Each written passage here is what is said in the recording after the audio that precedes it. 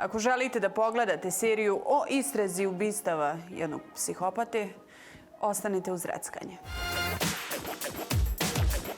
Britanci danas rade najbolje krimiće. Sa ovom izjavom možda se neko neće usaglasiti, ali realno je tako. Većina vrhunskih filmova i serija koje dolaze iz ovog žanra rađene su na tlu Velike Britanije. Jedno tako malo remek djelo, nazvano The Pembrokeshire Murders, stiglo je nedavno pred publiku na mrežu ITV. Naravno, kao i mnoge slične priče u njihovoj produkciji, i ova je rađena po istinitom događaju. Samo što je period postavljen u 2006. kada je kraljica napunila 80 godina, a Tony Blair je i dalje bio glavna politička faca. U uvodnim scenama ove miniserije inspektor Stevie Wilkins, kog igra Luke Evans, slaže krpu za suđe sa onom vrstom preciznosti koja sugeriše da je dobar detektiv, a istovremeno nagovještava da bi bio noćna mora za suživot zbog naglašene pedantnosti. Ovo je zaista dobra simbolika koja ostavlja utisak uredne, kompaktne drame koja će uslijediti, a koja se oslanja na stručne forenzičke detalje i dobro iskorištene instinkte.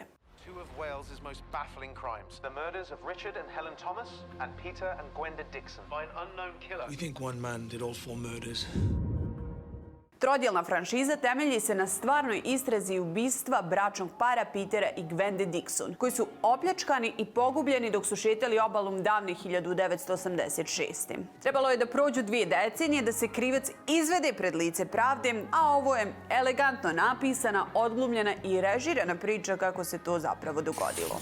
Ovakav način pripovjedanja može biti nevjerovatno predvidiv, ali u tome nema ništa loše, jer to jeste ključna osobina ovog žanra. Jednostavno ga voliš ili ne. Glavni negativac je John Cooper u roli sjajnog Kita Allena. Ovo je tako vjerljivo odrađena uloga da na momente pomislimo da je čovjek možda stvarno nevin, iako činjenice govori suprotno. Gossip has put Cooper in the frame for 101 offenses. If he did do these murders, he is a serial killer. Cooper's been granted parole. Ipak on je ubica i silovatelj koji sadistički kontroliše svoju suprugu Pat i bespotrebno je okrutan prema svom otuđenom sinu. Istraga koju je ponovo pokrenuo viši inspektor Wilkins zasniva se na napretku u obradi DNK dokaza i on vrlo brzo ima ideju o tome ko je odgovoran za mučne zločine. Ovdje nećete vidjeti vrhunske kadrove snimljene dronom, šminka nije pretjerana, kostimi su jednostavni, a interijeri nisu napucani skupom scenografijom. Dakle, možemo slobodno reći da je sve autentično prikazano u maniru stare škole britanskog krimića. Welcome home, love. What?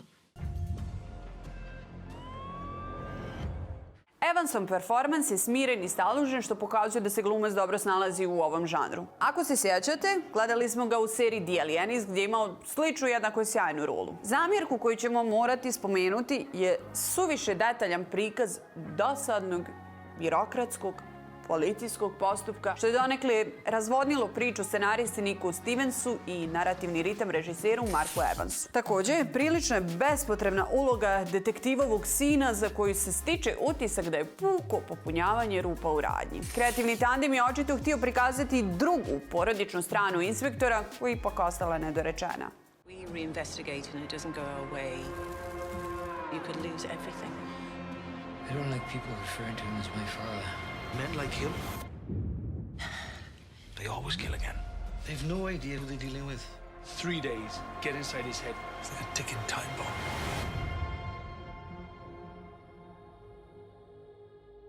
Po našem mišljenju bolje bi bilo da je ubačen još neki detalj iz istrage koja je trajala 5 godina, nego odnos oca i sina koji nema baš nikakvu hemiju. Ipak, realno je priznati da nije bilo lako ovaj vremenski dugotrajan proces upakovati u seriju 3 epizode, a da publika dobije pravi uvid u krvoločnost Johna Coopera. Komplet ekipa na čelu sa režiserom, scenaristom i glumcima odradila je odličan posao, te nam donijela autentičan i uzbudljiv prikaz zločina koji je uzdrmao Veliku Britaniju. Da postoje bolje serije iz ovog žanra definitivno stoji, ali ima nešto u ovim tradicionalnim krimi prikazima stvarnih događaja koji kod publike bude posebnu emociju svojim mračnim šarmom i atmosferom. Sad Zoka kači poster sa emocijom kao da si ti pisao tekst.